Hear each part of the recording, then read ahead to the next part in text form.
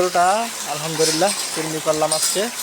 এই যে দেখেন গরু কীভাবে কাঁপুনি দিতেছে, কিডনি যে হয়েছে ট্যাবলেট খাওয়ানোর পরে এটা 100% শুরু, সারা শরীর কীভাবে কাঁপতেছে। তারপরে এই যে এই গরুটাও কাঁপতেছে, তারপরে এই গরুটা লালটা, তিনটা গরু আজকে কিডনি করলাম। যে দেখেন কীভাবে কাঁপে, কাঁপলে ভয় পাওয়ার কোনো কিছু নেই। এই যে গরুটা যে কাঁপতেছে, ভয় পাওয়ার কোনো কিছু নাই। এটা কিডনিটা একটু অপারলি হয়ে গেছে আর কি।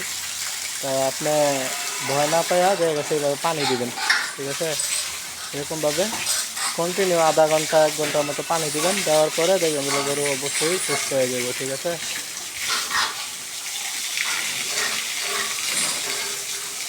শুধু মাথার মধ্যে পানি দিবেন, শুধু মাথা এই শরীরে পানি দিবেন। শুধু শরীর এবং মাথা যদি ঠান্ডা থাকে তাহলে সব ঠান্ডা। আর কিডনি ট্যাবলেট খাওয়ার পরে একটু শরীর জ্বালা পোড়া করি।